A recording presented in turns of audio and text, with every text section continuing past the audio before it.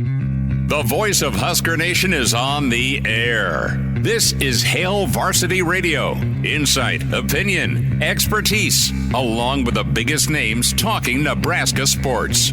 Join in with the show at 402-489-1240 or 1-800-825-5865. Now, here are your hosts, Chris Schmidt and Elijah Herbel.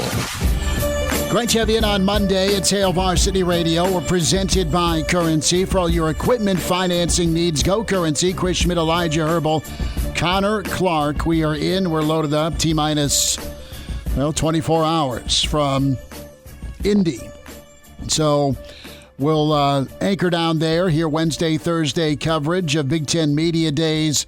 Lots of special guests lined up for you on Hail Varsity Radio. Numbers to get in today can join us, 489-1240, 489-1240. Can do so, dial up that way wherever you hear us across the state. Hail Varsity Radio Network. Toll free for you, 1-800-825-5865. Can dial that up. Chris at HailVarsity.com. And make sure your comments are good because we will not only read them, but we will present them on the StreamYard, the Hail Varsity YouTube channel, and, of course, Hail Varsity Radio Twitter feed at HVarsity Radio. And can find us, give us a follow on Twitter at Schmidt_radio, at Herbal Essence for Elijah Herbel, and with Connor Clark at C_Clark_27. How was the weekend? Good for you guys? It was good. You didn't sweat out and dehydrate? No, I smoked up a pork butt on Saturday, so that was great. Ooh. A local grocery store who does not pay me, therefore I'll not say their name, had a great deal on pork butt. We're talking 99 cents a pound, so I've had food all weekend and most likely food for the next week for the low price of $8. I saw a picture of those. Those did look really, really good. The sandwiches you made? Yeah. Nice. I did not get an invite. Did you? Well, I didn't get an invite. I just saw a picture. I'll pull up the picture for you, Schmidt. Here. Okay. Show the audience. I was almost a victim to the heat Saturday because you were out running. A lot of moving. Thank God, no, I was not out running. No, but you were moving. I was moving a bunch of heavy stuff from one flight of stairs to the other. So it's overrated. Yeah. But it was hot. It's gonna be hot tomorrow. It's gonna be hot through the rest of the week. So. But overall, pretty good weekend, pretty productive one, pretty fun one. So, well, our friend Herdizzle has chimed in, and let's just start off with a little bit of not funny if you're trying to get breakfast in the morning. I hope everyone got a good breakfast today. That one took me a second. I can't lie. I sat there and I went, why would he be caring about my breakfast? We're talking training table gate. Yep, and you have table gate is where we're going to deem it, table gate. And the tweet has been deleted, but let's just get everyone caught up. And maybe as some of you are rolling your eyes, we know what happened, Schmidt. For those who don't, you had Lauren Stivrins tweet out a picture, and it says the training table is closed and only football is allowed to eat the breakfast here. Make it make sense. Hashtag Title IX, hashtag women's rights, hashtag losing record. Off the top rope. And tagged in this, Husker Nutrition, John Cook, Trev Alberts, Husker Volleyball, Huskers, and Husker Football Nation. He's got all the tags down there. Uproar. Man. Yeah. So doing a little math on this, and you have a little bit of context for some background with Lauren Mickelson of Channel 8 locally in Lincoln. The bullet points per her tweet are these: training tables closed this week to everyone for maintenance to prepare for the upcoming season's school year. It's common every year. This was communicated to all teams and staff well in advance. It'll reopen next week. Teams regularly cater meals specifically for their student athletes using their own budget funding, especially during times when the training table is closed. So that's the backstory on it. But everybody's got to eat. And if there's, listen, is that buffet style going to be cleaned out? Maybe by some linemen? I don't know. Probably. Possibly. But I'd share. I'd share with the basketball. I'd sure as hell share with the volleyball. And this tweet caused some uproar, caused some hurt feelings, caused some folks that don't follow sports to chime in about sports. And it caused some folks that are in the sports stratosphere also to weigh in. So, guys, what do you think of this? A shot across the bow, and football knew the training table was going to be closed, prepared for said closure, and the big guys could eat. And hopefully tomorrow the gals can eat, because Husker Volleyball is incredible. Football pays for everything. Fair? I think so. Right? So They're your cash cow. You've been paying for everything for a long time, despite your losing record. So why not pony up a little more breakfast? My take is this. First off, Let me continue. add a quick little caveat to that.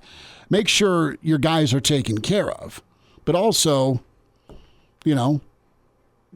offer some food. It's easier said than done. I know it's all planned out. It's all mapped out. My take is this. I don't think this is a tweet that is made on a first-time offense. No. This has been brewing. As somebody who played brewing. volleyball, not myself, but Lauren, she played volleyball for the university for 5 years. Mm-hmm. Now that she is unaffiliated from the volleyball program, at least as an athlete, as a player, I think she has a little more freedom to tweet what she would like. I think this is something that has been brewing. Something steps over the line here, and you don't have breakfast after a hard workout on a Monday morning. You're upset. I get it. I get angry too. And you fire off this tweet just to be like, I'm sick of this. On one hand, I don't think this is a first-time offense. On the other hand, I see exactly what you're saying, Schmitty.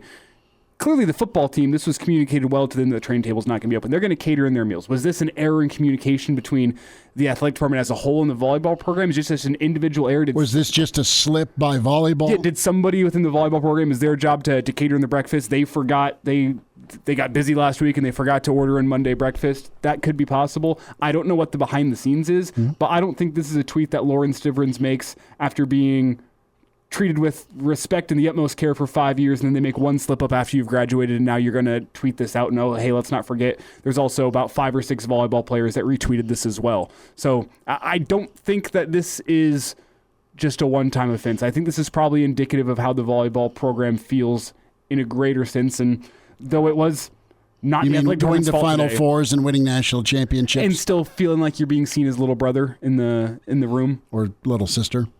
Doesn't matter. So Jay chimes in, nothing burger here. Sounds like someone's trying to start controversy where there is none. I think the layout, we've got another, how do we say this guy's first name? Fox? Fox says, what are we talking about? Practice? No, we're talking about big tin bins of bacon that were on a table. Yeah, right. And some could have the bacon, some couldn't. I'm the guy that if there was an office potluck, whenever I was teaching or whether it be here, I usually don't partake because I will not and I don't make. I don't bring food to the party. I just eat if I get hungry. I'm that guy. I'm that neighbor. I'm admitting it. Sorry. You don't want anything I'd bring anyway, unless it's, short ribs. So... And I'll throw up a picture of this tweet on the stream for those people that are watching via the stream. You can read the tweet now. Yep. See, okay, here's what I am having trouble understanding. And I know, this is We'll get to football in a second, I promise. This is probably being made a bigger deal than it actually is. But when you look at the picture, all of them are in line. There's a ton of food right in front of them. Obviously, we can't see around the corner to the actual training table itself. This before or after football got done with their workouts.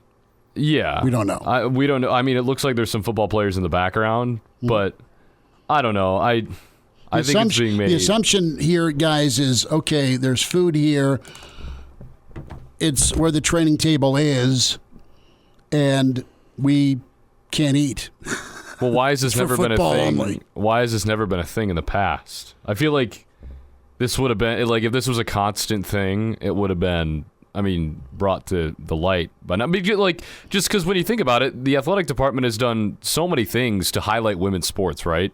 Mm-hmm. In Nebraska, which is great, right? Mm-hmm. A lot of exposure, volleyball, basketball, softball, whatever.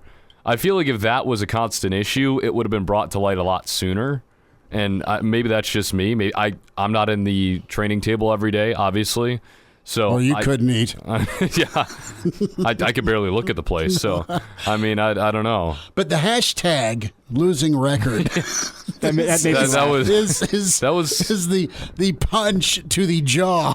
I mean, it's the punch to the jaw. It also probably adds some comedic value for a lot of people on Twitter as well. So. Hopefully, everyone hugs it out, and it's food for everyone tomorrow. And it should be noted the tweet has since been deleted. So for Yes. that reason, that's why this is quickly. striking me as some sort of there was a miscommunication within the athletic department. Oh, the volleyball team is the team that loses out here, and maybe the miscommunication wasn't communicated well to them. They just finished up practice and they go, "Hey, there's no food for you guys today. You're on your own. Good luck."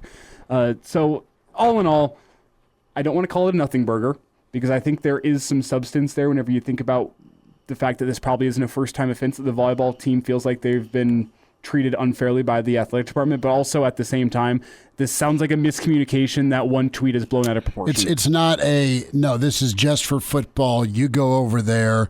I think it was actually just to your point, a misunderstanding. And again, we've spent 11 minutes on this, forgive me, but I had to kick it off because you just don't see hashtag losing records because you've had a lot of former Huskers that didn't have losing records pile on and say, start winning, fellas. Well, Come on. Logan with the good take here in the stream comments. He said, Siverin's one of my favorite Husker athletes ever, and I'm glad to see her noting the gap between the football and the volleyball teams because he's been doing it for years, Logan says. Just the wrong moment to do so. I think he hits the nail on the head here. The wrong moment. This seems to be a miscommunication, and sure, you want to stand up for the women's volleyball team. They've been doing great. You didn't quite pick your moment great, and I think that's what's led to some of the outcry. Well, maybe there'll be some more clarity via Twitter or X or whatever the hell it's called. We're still calling it Twitter. I don't Yes, care what Elon tells me to do. So, maybe there'll be another tweet tonight. We'll have the first hour for you. You want to chime in more on the breakfast gate that's ongoing here, the training table gate. And Trev's just like, geez, what's going on here? We got media days here. Things have been quiet. I was going to and throw it's in been another good. suit for a press conference. Right, I got to go with the Navy. I got to go with the Navy blue at media days. I hope everyone's all good to go. Fellas, when we talk about the Big Ten, what's the word comes to your mind to describe the league for football? We'll get back to football here. We'll continue this discussion, but really good story from Sam McEwen with the World Herald, and he outlines just what the Big Ten was and what the Big Ten is, and he goes back to Matt Rule's time at Penn State, and Penn State came into the league. I think they were invited and accepted, and I think year one of Penn State was 94. I think they had membership in 93. I think they won the whole bleeping thing in year one in the league and did not get a national championship despite an undefeated season. Nebraska won it that year. So what's the word that describes the Big Ten to you? I go rugged. Well, that's a good word. I got to be more complex. While we're talking volleyball for a moment here to start the show, our old friend John Baylor, that's a really good word he's used in his time, rugged. And it is. That's what it is. And you can paint the picture of what rugged looks like in your mind, but you see it for about 3.5 hours, be it September or all the way to November in the Big Ten, and you've got to be absolutely rugged to survive the Big Ten, and it's really not changed. You've had offenses evolve with more of the spread. When you look at Urban's time, you had Purdue always kind of be the sore thumb, and sometimes that sore thumb was big and bad, and they could throw all over you. Penn State's always been a good line of scrimmage squad with talented skill guys that end up in the NFL. Michigan's always punched your face in. You've had a rise, a blue-collar mentality with a couple of programs that have found success. That's Michigan State and Iowa, I think of, also Wisconsin. And then there's Nebraska, and that's what the fit was kind of ideal for, what Nebraska has been about when they've won, and that's been ruggedness, that's been toughness, that's been physicality, and it's still the name of the game in the Big Ten, and it's not going to change, although you'll get some Hollywood shortly in the Big Ten. Your divisions go away, and you're going to have to be rugged, yes, but adaptable as well, because it's not going to be the same scheduling rundown where it's going to be that triangle of hell with Iowa, with Minnesota, with Wisconsin to finish out your November, where it is absolutely a Royal Rumble. And you used a word while describing the Big Ten there. That was my word. I think it's more of a phrase, blue collar. That's my word that you used to describe the Big Ten. It's a conference that is going to show up to work damn near every single day. They ain't going to use their sick days. They're going to go put in work every single day. They don't have sick days. They're not doing it for the glory. They're doing it to support their family, No, they like to fight. They like the fight. They like the fight. They like the fight. The Big Ten is blue collar. That's the best way I can describe it. It might not be as flashy as the SEC. It might not be as Hollywood as the Pac-12. But damn, are they going to show up for work every single day and they're going to beat you the hell up? That's blue collar to me. Okay. Love that. Connor, got a word? I can go into it after we get out of the break, but you're still thinking that's okay. I think no, he's definitely got one. I have one. He's building suspense. I'm going to build even more suspense because we got 10 seconds. That's fine. Submit your word for the Big Ten. Phrases and I should say words we can say on air, preferably. Hail Varsity continues. And now, back to Hail Varsity Radio. Back with you. It's Hail Varsity Radio with you on a Monday. Presented by Currency, Chris Schmidt, Elijah Herbel, and Connor Clark. Big, the word that, what do we say here? Facts? Fox. I can't read. I need glasses. Forgive me. And I'm not that far from the screen. I am aging in front of you. So, Fox He's going to pull out the readers here in a second. I am. I'm going to pull out what used to be for fun in the summertime with ants. And the magnifying glass, kidding. I will now use on my computer screen so I can read. We're at 10 years from bifocals here. I used to have glasses. You have Matthew says frigid. Frigid. That is absolutely right because, somebody's going to be wearing a parka when Nebraska kicks off with Minnesota. It may be to sneak a keg in, but somebody will show up with a parka. But we're talking about a word to describe the Big Ten. And we're jumping off of Sam McEwen's story with how the Big Ten really is what it was when Matt Rule left the Big Ten. And it's still a rugged, blue-collar conference, a frigid conference, a big conference, a what conference? A concrete conference. Ooh, concrete. Look at you. You should show up in a construction hat. I should. Get your props ready. It's an established conference, obviously. It's been really, really good in football for, the amount of time it's been in existence. You know what you're going to get, right? It's what you guys said. It's rugged. It's blue collar. It's physical. You got to earn every single thing that you get. You got to earn every single yard that you're going to get. There's a little bit of flash in a team like Ohio State or soon to be USC and UCLA. There's obviously that hard-nosed defense in teams like Iowa or Minnesota or Purdue or Nebraska or Illinois or Illinois. Half the Big Ten West while it's still alive. And then you got obviously your perennial powers that are going to make a push at the playoff right now or have made BCS national championships in the past. I think, the Big Ten, as obviously, especially in this age of conference realignment, it's here to stay. It's only getting bigger and stronger. And I think concrete is a good word to describe what the conference kind of embodies. I like Ty's take here. He says trench warfare. That's also true. Little World War I reference. But it's interesting when you look at Ohio State and to a degree Penn State, and it's not that Michigan doesn't have skill or talent. They do. They just go with 3 tight ends and 50 offensive linemen and hammer away, a la Stanford when Jimbo was there. But really, Ohio State and Penn State have enough finesse and speed and athleticism, guys, to mess with you. They can trade punches with you, and then they can outrun you.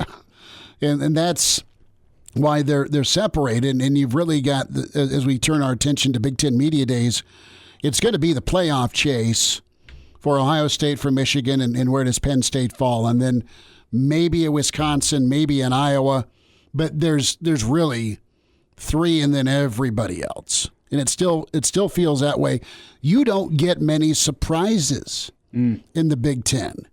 You don't. And if a team falls back to earth a little bit, it still is going to be, all right, what's their program like? What's it about? And that program is, say, Iowa has a build-up here to 11 wins, and then they're in the Big Ten championship game. That's happened before. Or Michigan State's on the rise. Somebody usually dips down, and it's constant ladder climbing and falling, where there's about 2 or 3 teams that can rise up and then they may fall back down, but there's still some consistency. You really rarely have any surprises. Last big surprise you had, in my opinion, it's kind of surprising to have Purdue in the Big Ten title game last year. But overall, we talk about what was the Big Ten when Matt Rule was playing. Northwestern. I mean, their run was shocking to the world. And it's funny because I do think of the Big Ten as being a conference that has parity. Like it's not any given Sunday like the NFL, but there is a whole bunch of parity. You have 12 teams of parity, and then you have mainly 3. But even look at Michigan last year. They ran the table. They had to sneak by Maryland. They beat them by 7 points in early September. How about the bar fight that was Illinois? They beat them by 2 points. And Michigan, I don't want to say they need a little luck because there's a big talent differential with what Michigan had in their lines of scrimmage last year and what they had in their running game. But they still needed the ball to bounce correctly a couple of times for them to take down Illinois, for them to take down Maryland. Couple of whistles helped them out in 2 of their tighter games the last 2 years. The JoJo penalty against Nebraska, and then there's a penalty where Illinois got called for something illegal on offense, and Bielema is still ticked off. We will not mention it if we get a chance to talk to him Wednesday. We don't want to see the pig farmer flip a table. No. I do have a comment from Paul, who was on the line. He had to leave. But he said his word for the Big Ten, and this is kind of interesting, underperforming. As many teams as they've had in the playoff, they've had a team about every year. There's a couple of years they've been shut out. They need more titles than just the Ezekiel Elliott year of 2014. That's fair, true. Very fair. And they were there with Ohio State, but they couldn't take Bama down in the COVID year. All right. They did vanquish Clemson. They kind of got screwed against Clemson the previous year. Now, Clemson got sacrificed to LSU, have fun with that. Well, you also had a Michigan State team that got destroyed in the playoff against Alabama. Which was too bad. And again, it was weird because that Michigan State team lost to a sub-500 Nebraska team.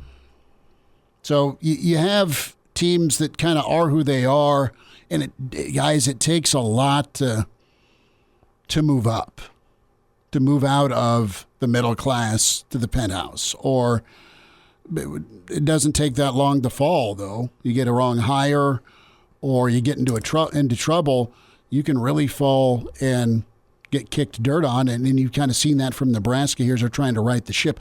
Even though it was a tough move into the Big Ten, personnel and body type wise, from what they had in the Big 12 to the Big 10, Nebraska's still very good and very competitive with Pelini and company.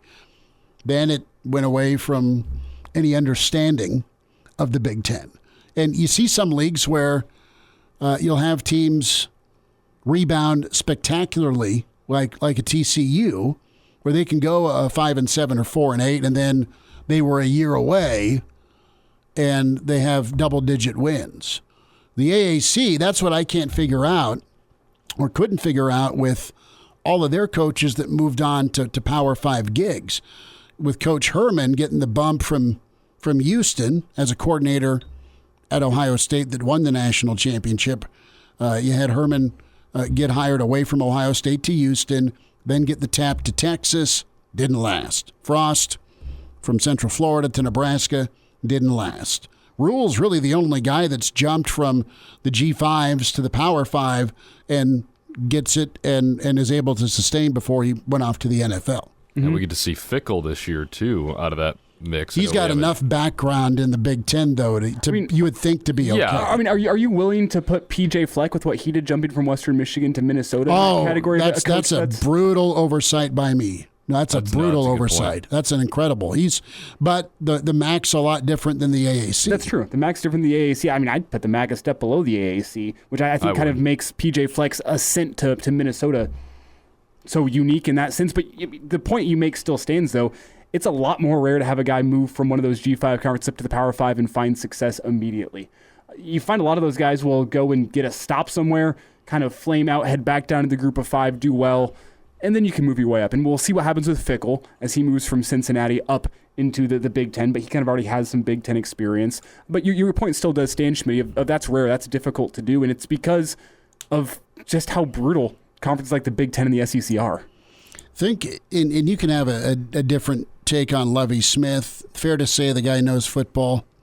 Yeah. 100%. Fair to say the guy is a good football talent evaluator. Look at all the NFL talent that went out the door at Illinois. I'm prepared to call him a damn good football coach. I think he's a good football coach. He was just in a tough spot, but you get a guy who knows the Big Ten, like Coach B, and look how quickly Illinois found what they want to do and what they're good at on the lines of scrimmage. Mm-hmm. That's where they're going to be, and that goes back to the blue collar. That goes back to the ruggedn't you have to have. The concrete. I mean, you call him the pig farmer, for Christ's sake. I mean, he better be good at Big Ten football. I know. But that's what he grew up on, was a pig farm in Iowa. So that's as Big Ten as you can get right there. It is, right? Give me some overalls, give me some Pall Malls, and let's sweat away. Let's go detasseling this time of year. No, thank you. My kid is much tougher than me when he went to go do it. But just an interesting discussion there on what is and what is still going to be needed to perform in the Big Ten. Teams that live in the Big Ten, teams that are moving to the Big Ten. And when we talk about some things that will be talking points Wednesday and Thursday in Indianapolis, it's going to be Fickle and it's going to be Coach Rule, the two new guys. It's going to be the Northwestern nightmare that is what it is. It's going to be the new man at Purdue that, man, was just incredible at Illinois as coordinator. It's going to be, all right, can you keep this sustained if you're Illinois, where you've been in the upper echelon in contention? You were the best team in the West last year. It's Iowa in the offense with a couple of big-time transfers and a better O-line and running game for your offense to complement your defense. So it's really fascinating with this 2023 season. And by the way, you still have two playoff favorites. We go down the list, and yeah, it's Bama, it's Georgia first, but it's Georgia, it's Bama. And then you still have Ohio State and Michigan. They've really kind of, one or the other was right in there with Clemson, typically the last 6-7 years as your 4 playoff teams. But now both Big Ten teams, as folks have weighed in, fans and experts with the athletic poll, they say it's Ohio State and Michigan more likely to make a playoff than a Clemson. Just because of you do get some cred, you do get some respect to making it out alive in the Big Ten. The conference champ will find a spot at the playoff table. The second place team, as we expand this thing, will find a spot at the playoff table. It's now pole positioning with the 12 spots. Can you get 3 or 4? Because you know the SEC is going to lobby for it. Mm-hmm. And they're going to take care of their own with that 8-game conference schedule. Big Ten, I mean, it's going to be an incredible Saturday of football with Big Noon Fox, CBS, NBC. Triple header every Saturday. That'll be big for the conference, and we'll hope to have some of the NBC folks on that are bringing you that coverage. Okay, we'll get into some things with the defensive line, also position battles. Not only linebacker to talk about, we did last week, but what do you feel about left tackle? We'll get to that next on Hail Varsity. And now, back to Hail Varsity Radio. Been a good first hour. More of your comments coming up here in the StreamYard. We'll get to email as well. Charlie McBride, 20 minutes away. Mr. Blackshirt, Charlie McBride. Jay Moore, Blackshirt Husker NFLer, the Blackshirt Hour 2. His co-host of Big Red Wrap-Up, Jay, will join us. We'll get more in-depth with him on the defensive line. Friend Todd emails in, self-devouring. The words he uses for the Big Ten. Everyone beats up on each other, and there's nothing left for 90% of the teams. He is right on. You just eat one another. It's pretty tough. We dove into a word to describe the Big Ten, and it's that way now, and it's kind of always been that rough and tumble. I'm channeling John Facenda in NFL films, his voice describing the Big Ten like he described some of those autumn Sundays when it was cold in outdoor football in Minneapolis. So let's talk a little bit about the defensive line, more from Jay Moore in about an hour. But guys, you look at the personnel Nebraska has. You have Robinson and the Polar Bear and Elijah Judy, Blaise Gutterson, also an option on the line. Some more names, A.J. Rollins and Tagaloa. And then some of the younger pups, Vincent Carroll Jackson, Riley Van Poppel, Princewell, Cam Lenhart, Kai Wallen. You have a number of guys. You've got some young pups that are talented that can help give you some minutes. You've got 3 guys that have played, specifically one in Ty Robinson, a lot of football. Polar Bear keeps coming along, and then Elijah Judy. Can he put it together with that star ranking, and you get him in the portal? So, what's a fair assessment and outlook here for this defensive line? It needs to be good against the run. It needs to get after the quarterback and help a really talented and veteran secondary be even greater if you're getting the quarterback off his spot, or at least making that quarterback think before he has to just get rid of it. So big opportunity here for Coach Potroast, Terrence Knighton, and his 3 or 4 down linemen here this fall here for Nebraska. Well, you say 3 or 4 down linemen, but whenever I think about the grind of a Big Ten season and how much teams like to run the ball on your defensive line, I think you need 6 to 7 guys that are going to be ready to come rotate into those 3 spots, because we've discussed it plenty on this show. In a third and short, your 3-3-5 is going to become a 5-2-5, or excuse me, a 5-2-4, even a 6-1-4 potentially, depending on how you want to do things. Like the advantage of the 3-3-5 is how multiple it is, what you can do with it. Even if Nebraska is just running 3 defensive linemen out there every single play, you need the rotation. That's 6. I start thinking about some of these special sub packages and the injuries you're going to face in the Big Ten, and I think the number is conservatively 6. You'd say even 8, if not 7 or 8. Well, and I look at Nebraska's defensive line, and the guys that you feel fine about, the guys that you feel like you have some confidence in, Ty Robinson's played a lot of football. I think Husker fans everywhere are pretty comfortable with what he's going to put on the field next year.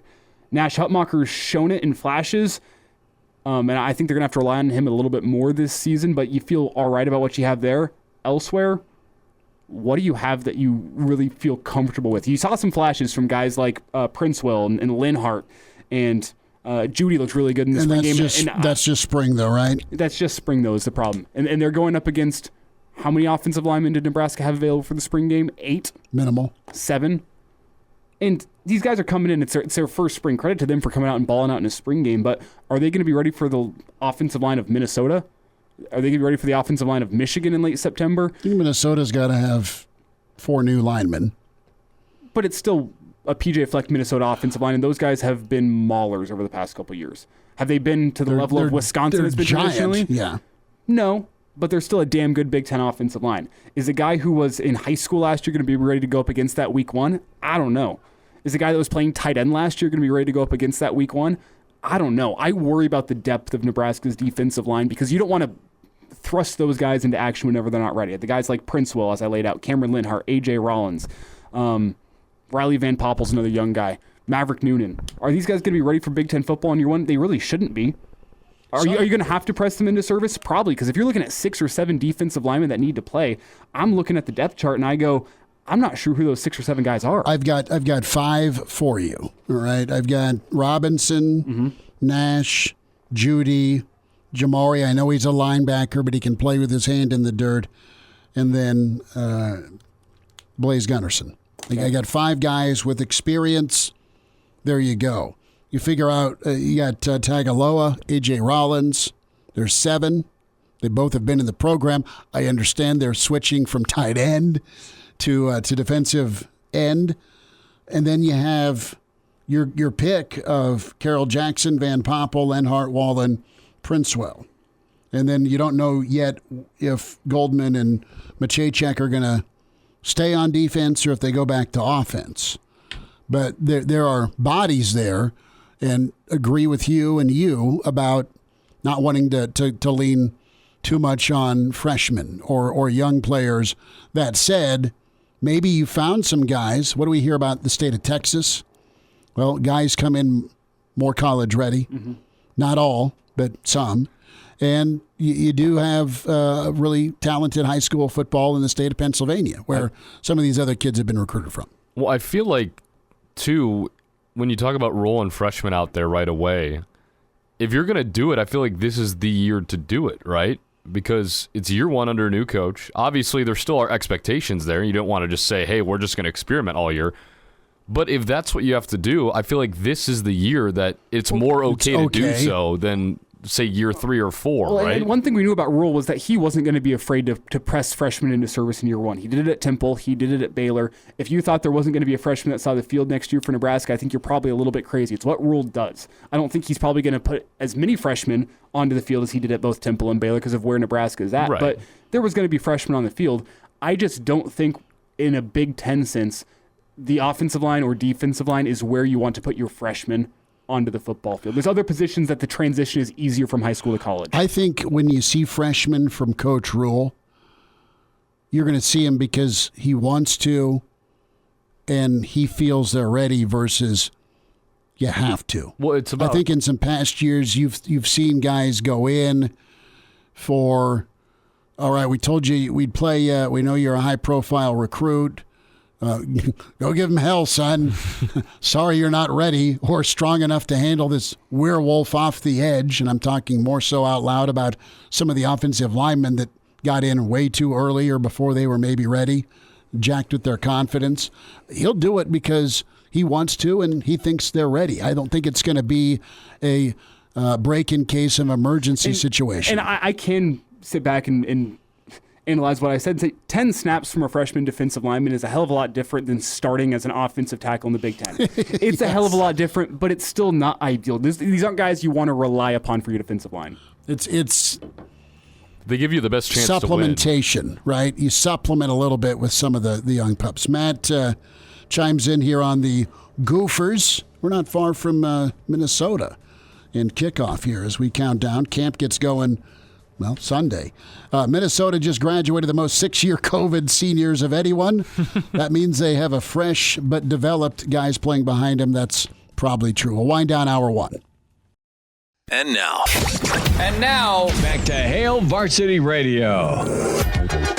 Thanks for hanging out. Hail Varsity Radio Monday edition. We're presented by Currency for all your equipment financing needs. Go Currency. Chris Schmidt, Elijah Herbel, Connor Clark. Reminder to buckle up. 1 of every 3 fatal crashes in Nebraska involves an alcohol-impaired driver. Why take chances? If you drink, don't drive. A message from the Nebraska Department of Highway Safety Office. Good discussion about the word associated. You associate most with the Big Ten. And I go rugged. Elijah goes blue collar. Concrete is what Connor went with. A lot of good input and comments in the stream and emails as well. Charlie McBride with us in 10 minutes. Jay Moore follows that. Get his take further on the defensive line. We'll jump in possibly later this week to some of the position battles to eye. And we are off to Big Ten Media Days from Lucas Oil Stadium. Be there Wednesday morning and afternoon, all day. Just chained there, and that'll be great. It'll be awesome. We'll try and bring you as many coaches and players and personalities on the stream and on the radio as possible. And Thursday as well with Coach Rule and some of the Nebraska players, excited to get an opportunity, hopefully, to spend a few minutes with them. A lot of excitement. It's starting, guys, we're not far from August. It's starting to build. This is the time of year when that switch will flip from okay, and now you're in football mode because camp's going to be here. It's way different. This feeling this year, while there's uncertainty and newness and hope are good. It can give you some optimism. Think about where you were a year ago with being a Nebraska fan and then Ireland and then kind of the aftermath. Well, the feeling for game one, there's always excitement in Nebraska for game one. But last year, it was nervous excitement, knowing if you drop game one, it really felt like a nail in the coffin for Scott Frost, depending on how it looked. And we all saw nervous how game one excitement. Let's just call it what it is. There was fear. Yeah. I feel like it was like that for back-to-back years. I mean, you go back to the Illinois game at 21, right? I mean, there was maybe not as much, but it was like, hey, if Nebraska loses this game, I mean, this could not be good. And granted, like, they were just so close the rest of the year to maybe getting over the hump, and then obviously Northwestern happened. It was the sinking feeling after the game both times with how the game was lost. Yeah. Understanding nothing had changed. No. And that was the sinking feeling. It had been an ongoing games. problem. And quite honestly, you can go back to almost 5 years ago with Colorado, or 4 years, 4 football seasons ago with that.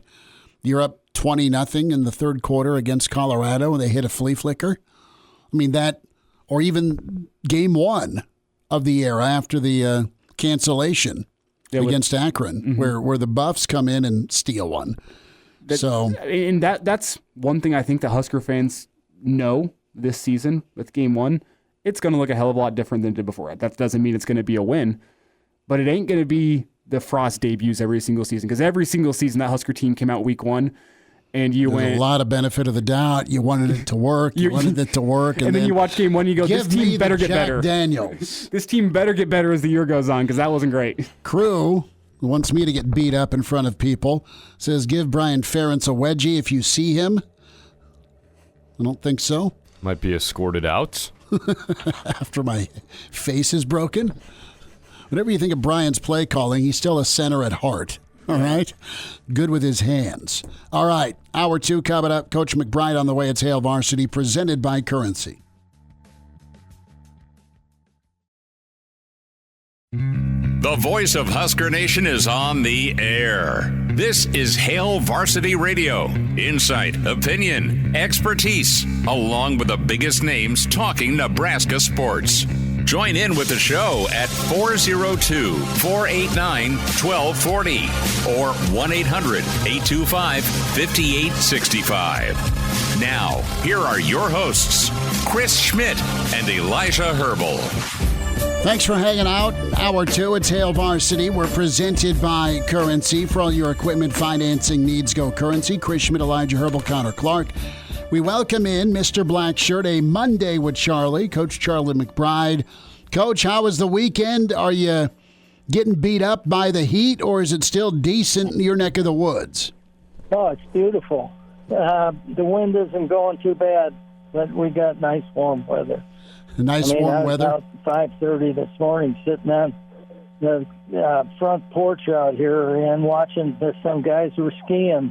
That's good. It's all still dark. Well, you just make sure you got a light on, right? No, it wasn't that dark, but it was interesting because they usually don't start till about 7:30. Gotcha. I think they. But anyway, they were having a good time. Well, does this time of year make you smile? I mean, we're not far out from media days, but we're not far out from camp season. Yeah, I got a couple of calls the other day from. First of all, I didn't know what was going on. A couple of the small town newspapers, they all want predictions, and I'm probably the worst in the world ever asked for that kind of stuff because. You don't know anything, and what it's going to be what you read kind of after the press day, and then I think that's about it for everybody, and because who knows where Northwestern's headed and things like that, and you got people from one end of the spectrum who hate Nebraska, and all their predictions are their last. And so, you get a variety of things going on right now. And I did notice one thing. I did go through the top 100 players according to some people, and none of them are in the north. They're all down south, everybody. Right. Not California or, all those southern schools and everything. So it kind of gives you an idea of how the recruiting really goes, because a lot of the kids up north really get passed up. Well, got to be really thorough with your evaluation, but what do you think when you hear some of the national folks saying the best Nebraska can do is 6-6 this year and maybe 5th in the Big Ten West? Is that writing them off too soon? Well, the best thing for them to do is their own job. Right. I think a lot of times, guys are kind of forced to say something and do something, and I don't think any coach wants to hurt anybody in any direction. And so I think they get caught. Some of them get caught in a bind, and if they don't like Nebraska, they'll say 6-6, and if they do it, they'll say something else. But that's a little better. But, that's a hard thing for people to do, especially coaches when they're paying attention to their own program all the time. And you're supposed to tell what Minnesota or what Maryland's going to be, or what, this and that. So, and then when the kids get there, it's all pretty positive. I've never heard a kid say our team stinks or that stuff. So it's all kind of speculation and fun. It's Charlie McBride with us here, a Monday edition of Hail Varsity Radios. It's the Blackshirt Hour. Charlie McBride with us. And Charlie, I don't think you're giving yourself enough credit here whenever you talk about the speculation, because I know for a fact the FBI investigated you for being an inside source on gambling. I think you might know a little more than you let on. Well, I don't really. I'm just kidding. I ask our old ex-players more once in a while what they think, because they're paying a lot of attention to all this.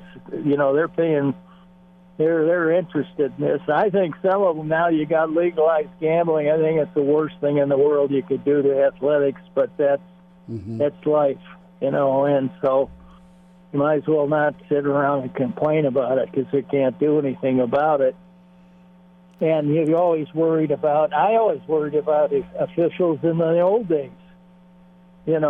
Sometimes it seemed like, when we played against Penn State one year, they were still independent, and all the uncles and aunts and brothers and sisters were all the officials for special games. He had a special crew, and finally they caught him with that, and so they got their crew straightened out. And then the other night I saw that catch that was 2 yards out of bounds, and I still get sick to myself when I see that. I mean, it really is sad when you see something like that, and there's nothing you could do about it. Now, of course, they got cameras and everything else, so it's a little different. Coach, not only was the Penn State sideline a little wider than most football fields in 1982, but there's it almost looked like a divot in the back of the end zone from one of our approach shots to the green. You guys got punched in the face twice on that fourth down out of bounds, and then the touchdown they called good with minimal seconds left that was a trap. How did Coach Osborne handle that? Did you guys complain privately to the board of officials? I mean, tell us how you guys calm the kids down, and B. Did. No, okay. I don't think he did. I think other people complained. Gotcha. I think I think the press people that were there were probably as good an example of that. I mean, they were the ones that saw it themselves. Mm-hmm. And when you see something that blatant, I don't care what side you're on. If you're on Penn State side, you can listen to the players I hear Blackledge. I've heard him 2 or 3 times on TV just shake his head and say that thing was out of bounds, and there's no question about it. And for those that don't know who Blackledge was, he's an announcer in some of the games, and that was their quarterback at the time, I think. And but here's the bad thing. That happened the same thing the next week. They played Alabama, and it happened in the back of the end zone. I mean, it was like it was a twofer. You know what I mean? And then they started investigating the officials and found out they were relatives of ex-players and stuff like that. And it came out where they called it that he had a special crew for special games. He being Joe Pa? Yeah. So, guys want to work in the Nebraska game? They were independent, so it probably wasn't. If they were in a league, it would have been a disaster. I bet. Coach Charlie McBride is with us on Hail Varsity Radio. Coach, this time of year is always fun, obviously, because the clock starts to tick even a little bit faster towards football season. But when you were coaching, how did the focus and intensity build up when the calendar started to turn towards August? Well, we started pretty much as meetings in August 1st, and we were going 7 days a week all the way through, it really through the month of February, because after the 6th, I think it was the signing date, we were gone on the road with walk-on kids, and so it was kind of a track meet there. But I don't, it gets. I think the players get a little anxious more than the coaches, because the one thing you don't want to be is a rocket scientist, okay? I mean, I always got upset a little bit when, last minute, let's put this in. I got to a point as I got older that when a coach said that, I almost wanted to choke the guy. Because that's like saying, here you're going to go out to practice and work on something that you don't ever know is right or wrong. Even if everybody agrees with it, it's still, I think it's still wrong, But I think those are the things you try not to do. As you start to get nervous, you start to second guess yourself. And I think in coaching, once you start to second guess yourself, then you're talking about getting beat. Well, got to stick with your plan, that's for sure. Charlie McBride's with us. It's Hail Varsity Radio, a Monday with Charlie. Coach, let's talk a little bit here about the defense.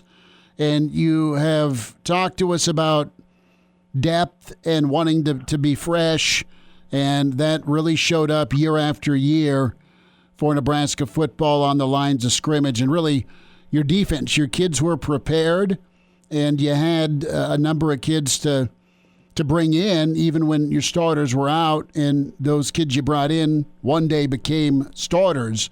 I'm interested to get your thoughts on what type of rotation does Nebraska need to be competitive in the Big Ten when we talk about that line of scrimmage on the defensive side? Well, if we all of a sudden got fast. Right. The biggest thing was there is not to have to change personnel. They do it a lot now. They got with this team, that team, and all these other teams, and what you can do. I think in pro ball it's probably the answer, but in college football, we didn't want to. We had one change, and that was what we called nickel. Mm-hmm. And that was our dime defense. We call it dime, I think, but it was one. Our Sam Becker went out, and the defensive back came in. Now, in the defense they're running now, they're going to have 5 defensive backs in the game, and that doesn't break my heart, okay, if he's a banger. Mm-hmm. And, if he's a guy that you can move around a little bit, got enough smarts to do it. We did it different. And there's different ways everybody does it, but I didn't want to mess with the secondary, but I did want them to disguise the secondary. Okay. And we did do a lot of that. I think that helped us in the fronts. What we did was we changed our blitzes. We had a package but that didn't affect the secondary. We could change the front around when what gaps we were going in and so on and so forth. And it would be called, like bingo fire. We'd have 5 different ways to run it, and then we'd say bingo fire stab or bingo fire double stab, or we had names for all the different things we did, and we taught those things during preseason. Now, the week of the game, we decided we're running these 3 with this blitz, but we could change it if we wanted to. And if you're an offensive line coach, you're going to go in there and say, this is the way you block this blitz. Mm-hmm. We're not going to come out and run the same thing. So you're wasting your time, And so there were simple things we did that didn't get into their, didn't make them start thinking in the middle of a game or something like that. Because some kids, it's the old thing. Everybody got it? Oh, yeah, I got it, Coach. Sure you do. It's like that's a lie. Yeah. So, we wanted to get to a point where everybody was on the same page. And Coach, how do you simplify your defense without simplifying it too much? I think you want both your first string guys and your second string guys, the guys that are rotating, to be able to do the same things. But how do you find that middle ground between simplifying it for the young guys, but also keeping it complex enough that an offense isn't going to be able to figure it out? Well, I think you have basic coverages and basic run defenses, and especially maybe in your blitz package, you have some. I hear people say run and pass stunts, and that's true. I think there are some stunts that you would run in a passing situation, and some in a running situation. So, you have to kind of work on that. And I think this guy's in our secondary. Now, when I say the secondary, sometimes our linebackers are standing right up in the line of scrimmage and the linebacker and the quarterback looks over and says, they're showing blitz on that side. Mm-hmm. And that side may drop and the other side come, or they both may go, or we may drop. But we never came out off the line of scrimmage until the ball was snapped, and that's what people don't do. They don't do it, and we did it, but it takes a lot of work, and you better start from scratch, and you better start early, in spring ball, and work all the way through it, because then it comes natural to them. When they're dropping back, they're also reading their responsibilities. Charlie McBride, Coach, we will wave at you from Big Ten Media Days this week, and we'll get caught up with you again next Monday. How's that sound?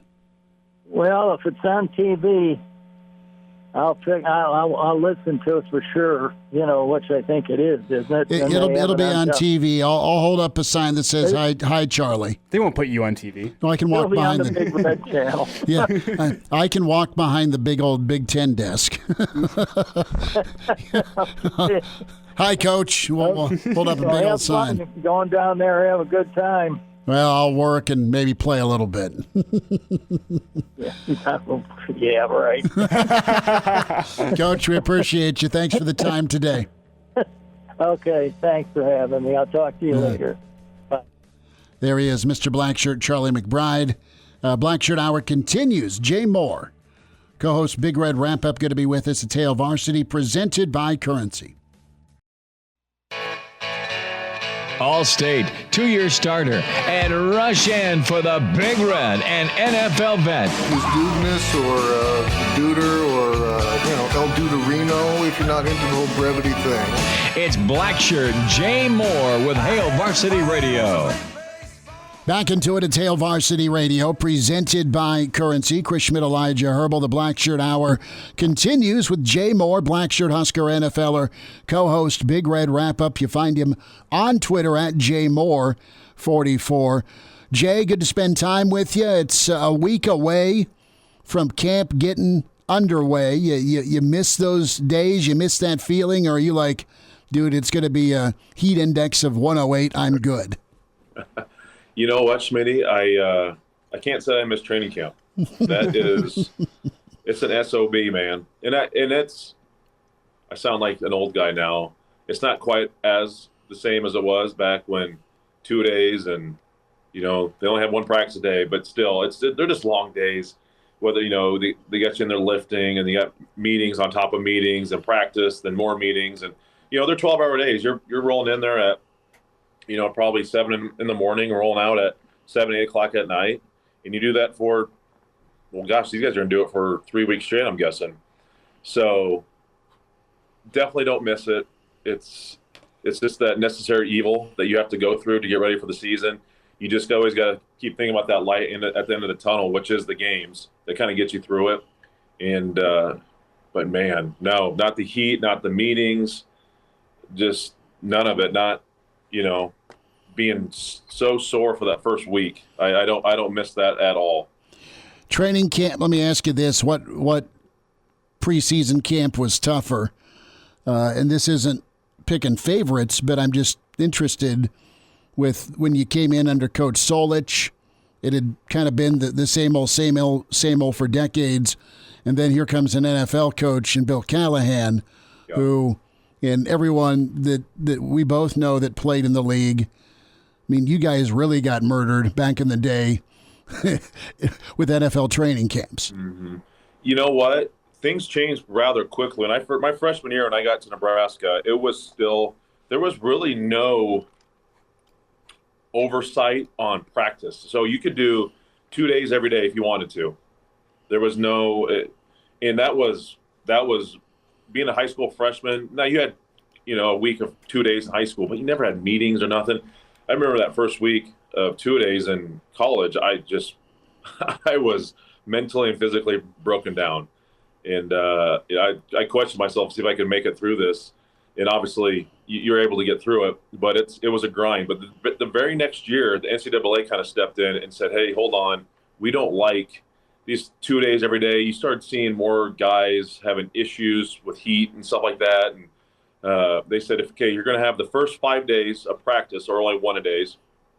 And then after that, you can have 2 a days. But if you have a 2 a day, the very next day, you can only have one practice. So that's how it was the rest of my college career. And then up until, I wanted to say, I don't know, 6, 7, 8 years ago, I think they finally switched it to where you're only allowed to have one practice a day. So in Callahan's defense, training camp was still, it was hard because those 2 day practices were long days. But then with the 1 a day practice, you practice for damn near 3.5 hours. So he got his 2 a day in. Yeah, he got it in. There were some days where we were out there forever, especially if the offense was struggling and then the defense was giving it to them. We were out there for a long, long time. But that's funny because once, I left Nebraska and went to the 49ers, I thought the training camp with the 49ers and Mike Nolan was way easier than training camp was with Coach Callahan. Just the physicality and the nature of it.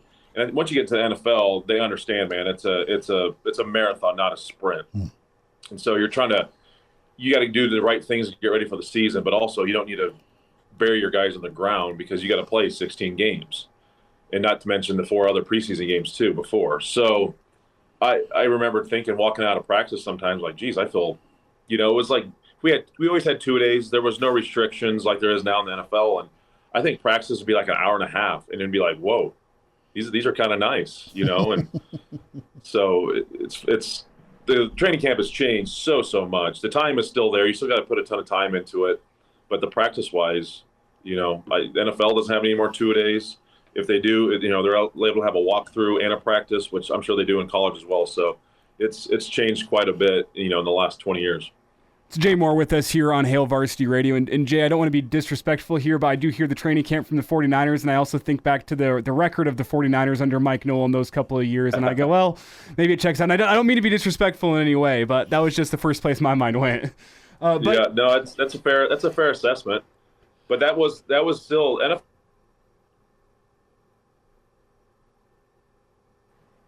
NFL coaches get it. They understand you got to keep your guys fresh, so they're just not. It's funny, even like some other time, some guys, if they came from other teams as free agents, they might have thought our training camps were hard because they might have came from like, oh gosh, I'm trying to think, like a Mike Martz St. Louis Rams team, that was like a country club atmosphere. He took care of his guys. Although I think Mike actually was the OC there the very next year at the 49ers when I was there. But I'm just thinking of other training camps that, guys they took care of you, especially the older you got, the veterans, usually, you always, there was a 2-a-day, you usually got the afternoon off. So they definitely take care of the guys. It's because they understand the situation. But yeah, we probably could have used a little more practice or keeping Alex Smith healthy. But it just kind of is what it is. Well, Jay, whenever I think back to what you've been saying here, and we think back to what Matt Rule said during his first couple of months on the job, he wants to toughen up this Husker team. So does it kind of make sense that college fall camp is going to be more difficult than the NFL? Because part of it is getting these guys ready, turning them into football players and toughening them up and getting them ready for a Big Ten slate. Yeah, most definitely. I think, when you're younger, you're dealing with younger kids, and the season's definitely shorter. But you also have to, you do got to get ready. You can work out as hard as you want. You can run as hard as you want, in the off season in the summer. But nothing gets you ready for football except for playing football.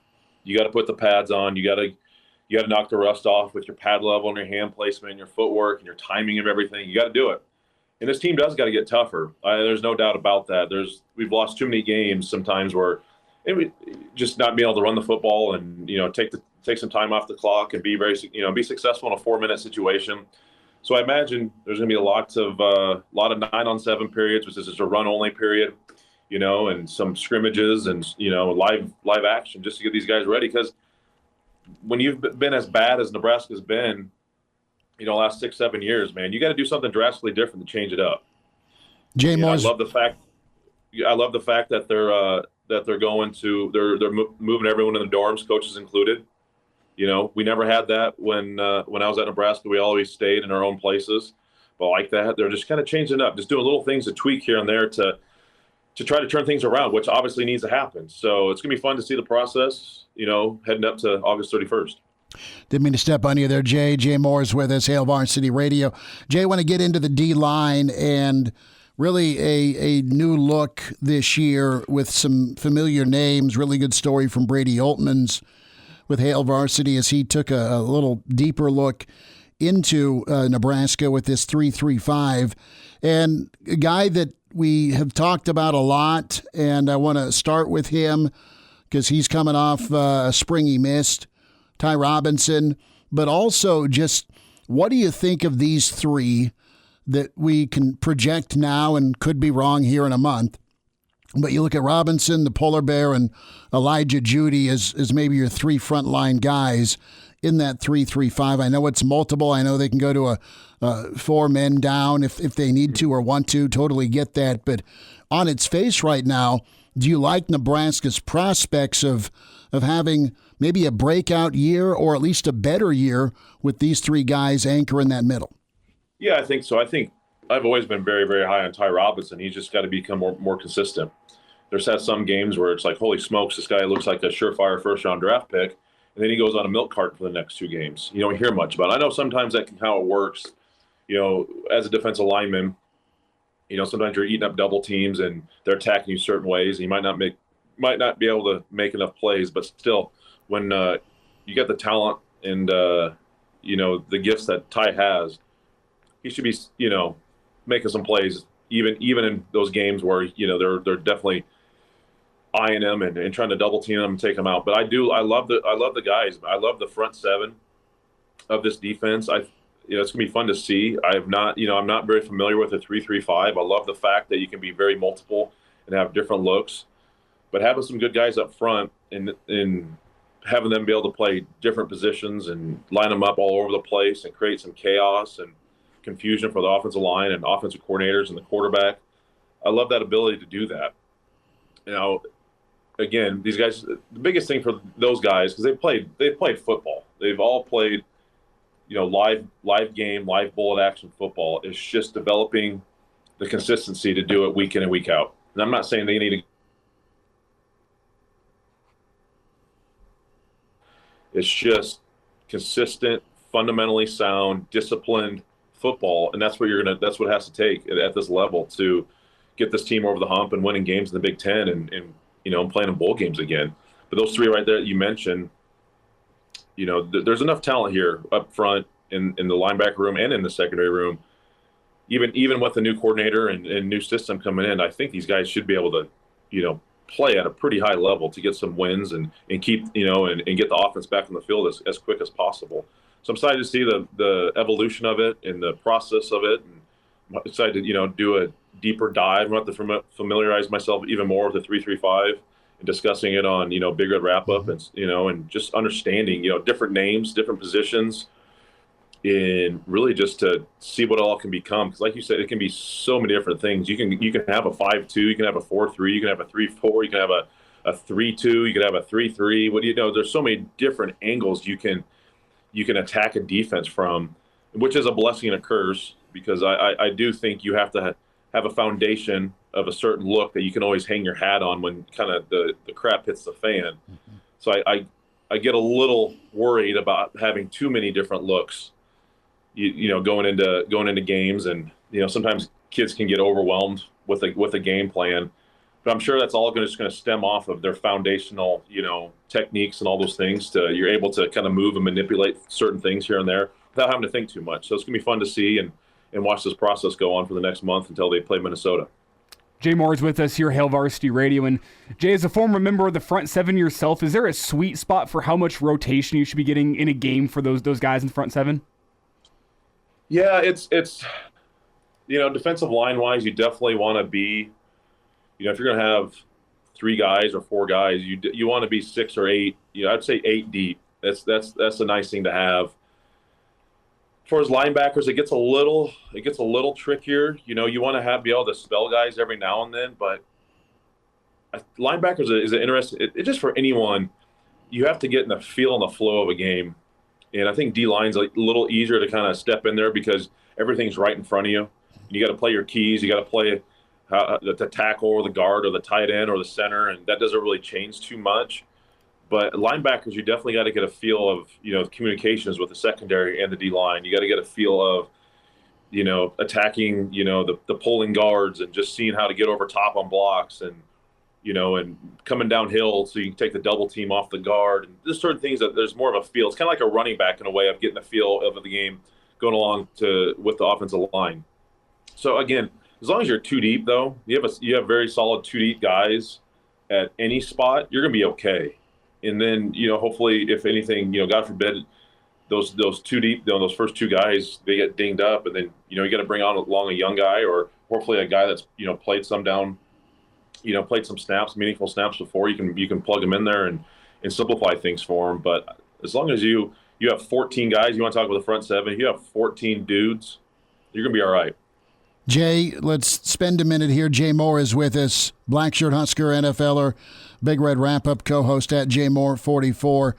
As we look at Nebraska, we did this last week with what do we need yardage-wise from the running back room? What does Nebraska need?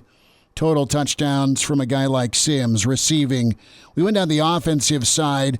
In your opinion, what's exorbitant? What's normal? What's poor? Fumbles forced, sacks, interceptions, total turnovers forced, and then your sacks or your hurries. What were your guys' goals, and what do you think this team can do? What do they need to do? We never had any season goals. If I think it back, I know my junior year we led the nation in sacks, and I think we had like 55 or 53 and a half, 54 total sacks my junior year. But that was never a goal of ours. Usually it was, hold an offense to 275 total yards, no explosive plays, no runs over 10, no passes over 20. Those were what we kind of had explosive plays. Getting 2 turnovers, causing 2 turnovers every game. So we kind of broke it down in more of a micro instead of a macro look and just said, hey, this is what we want to do individually each game. If we do these things, we're going to be pretty darn good at this when the season comes to an end. And, keeping a team, in the red zone, scoring, less than a third of the time, something, or whatever it might be, a quarter of the time. There's things like that. But I think if you look at it, I tell you what, if they can create, if you're causing 20 turnovers a year, that's pretty darn good. And, I don't know if we've been that. I don't know where we've been. I can't. I don't know if we've sniffed 20 in a while. But getting sack wise, I think sacks. Sacks are kind of they're the fun thing to talk about as a defensive lineman. But they are a little overrated. You can have great sack numbers. Like I said, we led the nation in sacks my junior year, but we were an 8-5 football team. Sometimes sacks and QB hits or QB pressures are just as equivalent. It just kind of depends on the timing of it all. If they can get to 30+ sacks, that's a great number. Again, I don't know if we've done that in a while. Interceptions, getting 10 interceptions would be really good, my opinion. But that would fit into the turnovers. Getting 20+ turnovers, 30+ sacks. Again, I think the most important stat is how often you're getting off the field on third down. Mm-hmm. I'd say getting off the field on third down. If you're 60% equivalent, on that, you're gonna be a pretty good defense, I think. So that's probably the most important statistic right there. And then red zone scoring defense is a really good one as well. Like I said, if you're holding a team to 3 points every time in the red zone, that's a win. That's a win for the defense. So it's hard to pinpoint. Again, like I said, it's game by game scenarios.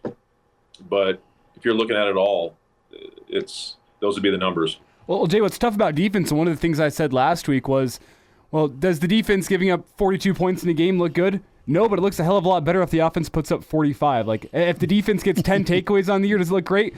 No, but it looks a hell of a lot better if the offense only turned it over 8 times. That's kind of the problem with defense is, at times, the numbers are unimportant because you just got to match your offense. You got to give your offense some help. And that's why football is so complementary with the 3 phases of the game. Whenever the offense is down, the defense has to pick them up and vice versa. But it's easier for me to put numbers on what the offense needs to do than the defense because, simply put, with the defense, if you give your offense some help, 15 takeaways whenever the offense turns it over 12 times, that's a successful number. You're +3 on the year, and 15 takeaways isn't a whole bunch, but +3 turnover differential is a lot. Yeah, no, without a doubt. It's all cyclical, and like you said, it's all the 3 phases, and it's it's all about the hidden yardage. I don't know if that gets discussed enough. The hidden yardage being the special teams, because it's offensively, you look at it, the defense is struggling, but somehow they're getting off the field, but they're always punting that from the 50-yard line, and so the offense is always catching it inside the red zone or inside the 10, and they can't get anything going because they got to run the ball. And try to flip the field, but then so the defense could be in the same situation too. As offense is struggling and they can't get it out of their own red zone, and the opposing offense is always catching it around the 40 or the 50, and boom, they're taking shots and they're able to be more aggressive. And so special teams plays a huge role in all this, with being able to flip the field and just game management. When to take shots, when to. If it's 4th and 2 from your own, 45, do you go for it, or do you try to pin them inside the 10? And set your defense up for success. So it all just plays within each other, and that's kind of the beauty of it. That hidden yardage, and you got to be successful in all 3 phases to be, to win the Big Ten. We've learned that the hard way. I think the last 5-6 years for sure. Jay, we'll get you out of here on this, but a thought on Terrence Knighton. His impact, pretty hands-on guy with that front for Nebraska. What kind of X factor can he be? Yeah, I think it's just credibility, street cred. He's done it. He did it at college, he did it at Temple, and he did it at the NFL and was able to win a Super Bowl with the Broncos. There's no more street cred to do that. You can, if he doesn't like it, he can literally pop his own film up on YouTube and say, "Here, this is how it's done." Playing, a little different. You're talking. He played over the center the most of the time. So, but talking to those guys, the nose guards and things like that, it's like, guys, this is how it's got to be. And he understands blocking assignments and how offenses are trying to attack you from, a run game perspective and a pass game perspective, and how to run certain pass game stunts when the backfield's set a certain way because the center. Is going to go a certain way, so we got to attack it this way. So just having all that knowledge and just knowing the fact that he did it at the highest level on Sundays is more than enough. So I think those guys should be eating up every little thing that he has brought to the table, because he's done it. He's done it, and he did it for many, many years. So I'm glad we got him on our side, because it's just one of those, defensive line, man. It's it's always evolving. The position is always evolving, but it's always about alignment, assignment, technique football, man. You're not really redoing anything. You might change some things here up, but man, you got to play with correct pad level, eye level. Your eyes got to be very strong in your keys. You have to have great footwork, great hand placement. You got to be able to get off blocks and go make tackles. So that's how it's going to be until football's going to be stopped playing. Jay, we'll catch up with you next week, bud, and we'll have some shrimp cocktail for you in Indy, all right? All right, love that. Have fun, guys. Good to spend time with Jay Moore. Big thanks to him. The Blackshirt Hour, another one in the books. Coach McBride and Jay Moore every Monday here on Hail Varsity Radio. So the docket is set. Going to be a busy day in Indy Wednesday. We'll have plenty of football thoughts for you tomorrow as we gear up. I will hopefully not be in the room they pat you down and search you. Cavity search? Yeah, a full cavity search. I'm more concerned about getting a video of you after eating the cocktail sauce at St. Elmo's. Oh, brother, I was there with our dear friend Doug Duda, Sportscaster of the Year, and it blew our chairs back. It's insane. It is. It's ridiculous. And then you can't say no to it. I know, because it's their thing. Yeah. It's like the staple item. Kind of like airport security and cavity search. You can't say no, it's their thing. It's the scene in Cheech and Chong where some gals sniffing Ajax got it wrong. It just makes your eyes water and freak out. We'll wind down a Monday next. And now, back to Hail Varsity Radio. One final time, Mitch Sherman tomorrow. Anybody else? Working on it. Okay. I will. I'll be here. I will have a $12 to $13 beer if I jump on ahead of my flight at 5:45. Tastes so good, but it hurts so bad. That dreaded $12 domestic at any airport. Does it taste like $12? So here's the thing. You have your discrepancy. You have your concert beer. Mm-hmm. You have your ballpark beer. And you have your airport beer. Mm-hmm. And some of us still aren't fans of flying, just for whatever reason. If the good Lord's going to take me, he's going to take me. I get it. That said, I'm going to be feeling good. And ballpark beer tastes great, kind of like a ballpark hot dog. Oh, tastes yeah. incredible. And then your concert beer is right up there with sporting event beer and dog. Concert beers go down the easiest. They do. That's a fact. Yeah, I would agree. You look down at your beer glass after listening to a song or two and you go, whoa! Well, yeah, because you're I not almost focused. finished You're that. just vibing to the music, right? Exactly. The hardest part about outdoor concert beer is making sure I think I saw Dave Matthews with Uncle Andy and Jeff the pharmacist. This was probably 6 years ago or so, and it was down at the outdoor, I think, Blue Springs, Missouri concert setup. Many of you have been there to see shows. Great setup, really cool. It was wonderful. But you're in line forever to get 2 beers, and then by the time your beer's done, you've sweated it out because it was 1 billion degrees on asphalt, and then you're back in line for a beer. But you're hearing Dave Matthews do acoustic, so it was all good. Yeah. So I think the moral of this story, the venue that finishes third is airport beer.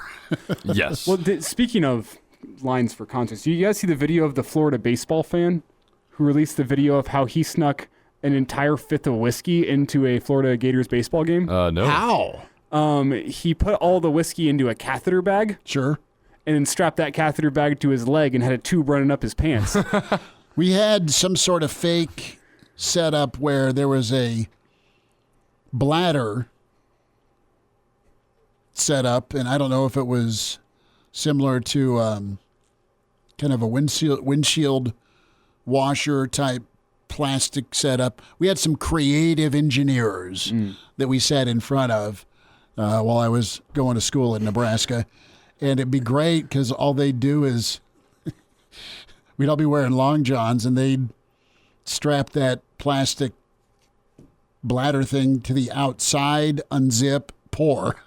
Well, this guy that tube up the pants, and he just pulled the tube out and was sucking on it through the game. So it looks like this guy's sucking on urine. That's kind of odd. All game long. There's certain limits to sneaking stuff into places that may be to a college baseball game. No, the best story is sneaking in is Iowa Russ's dad in the 70s at Kinnick. Oh, I've heard this story. Where they put a bunch of rope around a keg and they're at the top row of the stadium. And you said this, tug of warren. The beer up the outside of the stadium. See, my best that's story, an all-timer. My best story is Lollapalooza. Emptied out an old sunscreen bottle, made sure to wash it out well, and then fill it up with Everclear. Nice. Oh, man. Yeah. Look at you. Yeah, I got the job done all afternoon. Jeez. Don't do this at home, kids. And wait till you're 21. All right? I did. There's our public service announcement. Okay, back tomorrow at 4. Talk to you then on Hail Varsity, presented by Currency.